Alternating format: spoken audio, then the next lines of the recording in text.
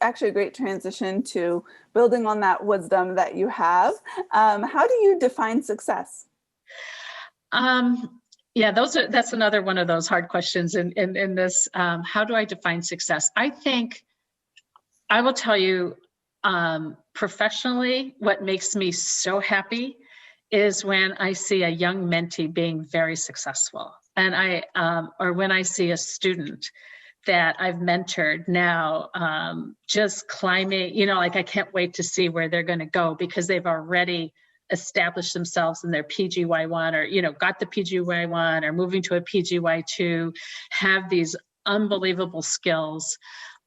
So I really love it when I see somebody that I saw them, as a wet behind the ears PGY1 resident, and not very secure, very nervous when they present, and now presenting across the country, or I have another one that another student, a new employee actually, or even my, my staff that were underneath me. I love my staff being successful, and I'm that kind of manager.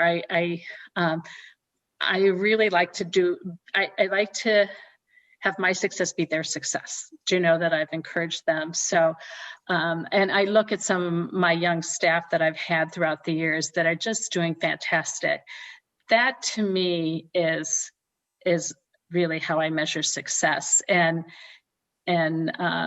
doing so because of the counseling that I gave them of how to handle certain situations, how to keep your cool, how to not cry, how to, when you get very frustrated, how to handle a difficult manager, how to, how to showcase what you're doing. And one of the things I think we all get trapped in is we don't step outside of our everyday lives. All we see when we're in everyday are the challenges sometimes, and we don't really realize the good work that we're doing.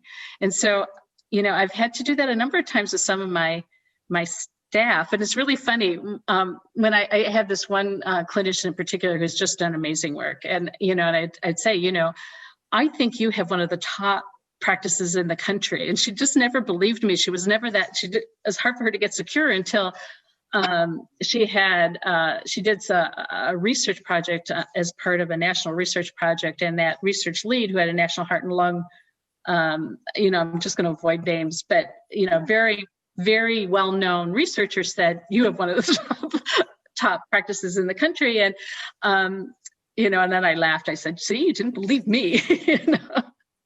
But that to me is success. And I don't know if that's a maternal instinct in me, because it's how it's also my 4 kids, that their success is that I gave them those tools.